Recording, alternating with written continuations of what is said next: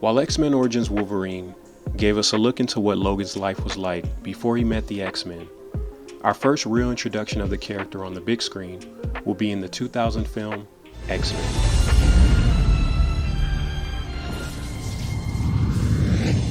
Before this movie came out, most of what I knew of Wolverine was from the comics and the 90s X-Men animated series.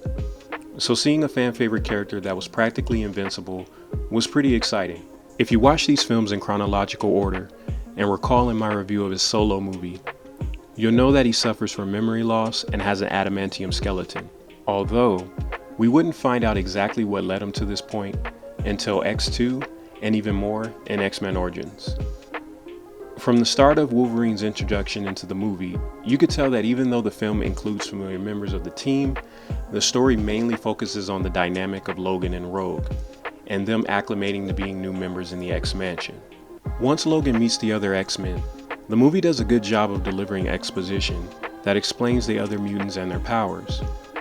The film also handles Logan's initial apprehension towards Professor X and the other characters really well. You get the sense that although he is a mutant, he still feels different in some ways, ultimately making it hard for him to be a part of the team. I want to talk about Logan's motivations for a bit. I mentioned earlier that Logan suffered from memory loss, and one aspect of the film that helped to drive along the plot was his motivation for piecing together his past. And fortunately for him, Professor Xavier agreed to help him do so. I thought that this was a good way to set up the future films that would explore Logan's past.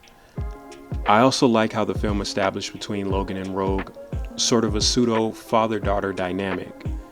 The relationship between both characters was a good way to show a caring and protective side to Logan, one that juxtaposed his traditional character traits.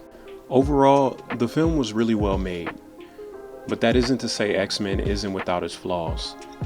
Some of the fight scenes were admittedly a bit bland, and the pacing for the film can be somewhat slow at times. And seeing this movie for the first time in a long time, I really would have liked to see more scenes that showcase the early days with Cyclops, Jean, and Storm, considering these were key members of the team. Similar to what I mentioned in my review of X-Men Origins, most of the characters didn't have much time to shine when they were in scenes. I also think one thing that is agreed upon by most fans is the decision to go with black leather spandex rather than the traditional costumes they wear in the comics. I mean, I guess it works considering the time and how they were aiming to reach a broader audience, but it was really like a slight FU to the fan base. Unfortunately, it took over 2 decades, but good thing Marvel corrected that. Ultimately, the 2000 X-Men movie was a solid start to the film series, and a good introduction for Logan's character as the leading protagonist of the franchise.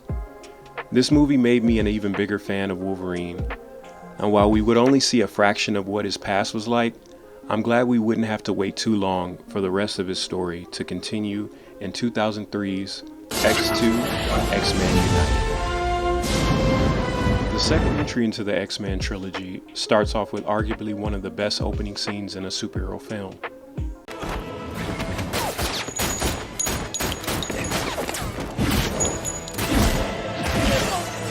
To the shelter! Negative! Not clear!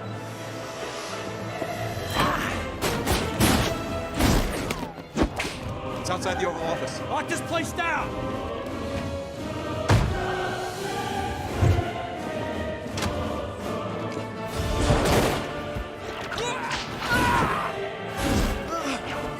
My God.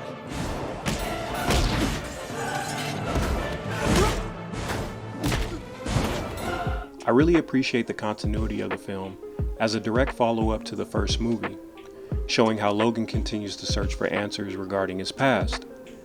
I thought X2 was where Wolverine shined the most, and while that may not be saying a lot, considering his character is the main focus of most of these films, this movie delved more into the trauma of his past, giving us more backstory to the experiments he endured. Seeing Logan revisit Alkali Lake, encounter William Stryker, and being able to find closure with something that haunted him for years was a good transition for his character as well. However, admittedly, one of the drawbacks to the film was the action, and not so much the quality of action, but the quantity of fight scenes. There really were only 3 scenes that stood out during the whole movie, with other scenes being filled with heavy dialogue. but considering the amount of screen time most of the characters got, the amount of action was not entirely bad. Overall, X2 X-Men United was really well produced. It had a great balance of characters, a decent amount of action scenes, a simple story to follow, and it even did good at weaving the overall plot with Logan's character. I would definitely have to say this is the strongest entry in the trilogy, but unfortunately, the final installment in the trilogy couldn't quite stick the landing. So let's talk about X-Men: The Last Stand. Although not as bad as X-Men Origins Wolverine, the final installment in the X-Men trilogy does suffer from a bit of the same flaws. Things such as a rushed plot, lack of character development, short runtime, and a mediocre final battle. Since the review of these videos is more of my thoughts on how Wolverine's character was handled, I won't go into too much detail about what went wrong. However, I will say this is definitely the weakest film in the trilogy. That could be because Bryan Singer opted out of directing this film in favor of directing Superman Returns. So it felt at times you were watching a completely different X-Men movie that had limited ties to the first two films. Needless to say, Hugh Jackman delivered another great performance despite the movie's lack of success. Watching this movie, I really felt like his character development had reached its prime, and he stepped into more of a leadership role among the X-Men, following the death of Cyclops. Wolverine had some pretty good fight scenes, but they were just a bit too short. Other highlights for his character in this film was the chemistry he showed with Halle Berry's Storm. And even though the Dark Phoenix storyline in this film was trash, I thought having Jean be one of the antagonists in the story made for an interesting plot. Unfortunately, like X-Men Origins Wolverine, it really seemed like The Last Stand suffered from too many drawbacks that could have made it an enjoyable film. The rushed plot points, lack of character development, and minimal action scenes made the film very boring at times. Despite getting a good performance from Hugh Jackman as usual, and seeing new characters on the big screen, it wasn't enough to save this movie.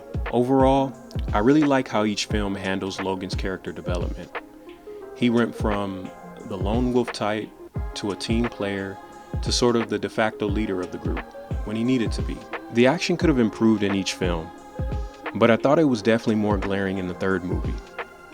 Although the trilogy was pretty good as a whole, and we got to see Logan stand out in each film, it really gave me Wolverine and the X-Men vibes, which is a 2009 animated series that only lasted one season, unfortunately.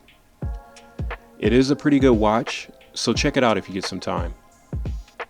I definitely recommend watching the trilogy if you haven't seen it before, and even if you have seen it but it's been a while, give it another watch. It's always interesting to see what superhero movies were like before the MCU took off. So for a rating for each film, X-Men, let's go 7 out of 10. X2, let's go 8 out of 10. And for The Last Stand, I'm gonna have to go 4 out of 10. So what do you guys think of the original X-Men trilogy? Which one was your favorite? Let me know in the comments below. Peace, and thank you to everyone for watching. Please like and subscribe for more reviews like this, and I'll catch you guys in the next one. And we stand together. X-Men. All of us.